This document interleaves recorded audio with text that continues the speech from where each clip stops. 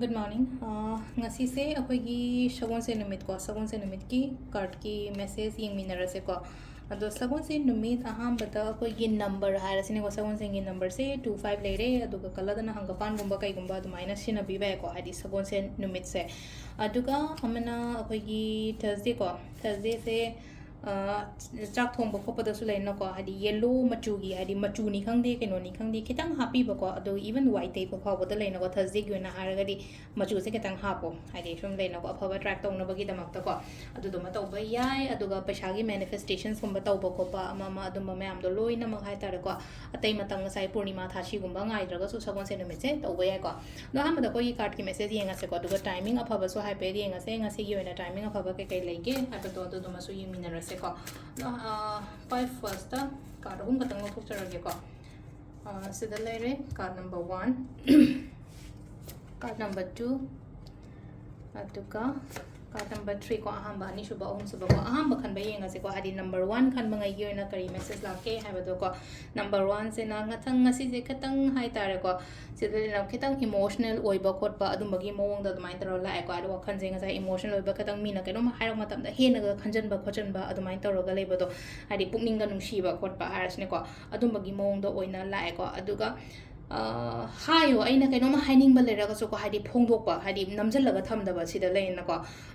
adu maina oina oi ko adu crystals ga hara ga di ko khoi gi kaino hai tare ko black machu gi crystals ko suleimani ko red and black ko adum bagum ba shi ba yai ko silai se ko adu ga number 2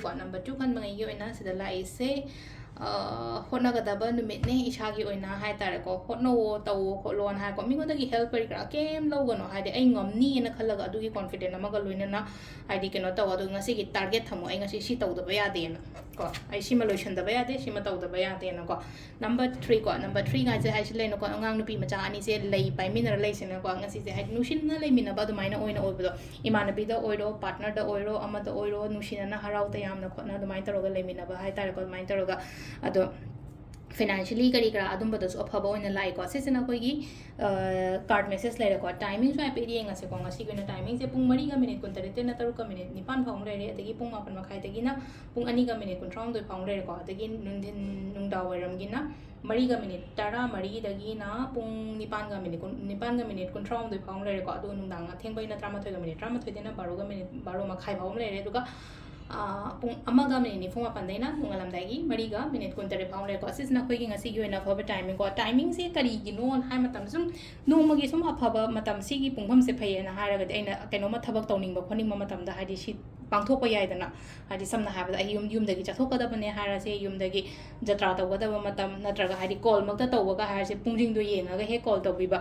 email mak ta tha ga ni ga hara se ko hadi job apply taw ba khot ba ama ma le no ko form mention ba oiro keno taw bo oiro ama oiro ko hadi no magi le no ko hadi se gi timings aina sum haijai je ma'am da hadi adu follow tawra ga dum taw bi ko se se na ngasi gi oina daily card message le ko ma'am thank you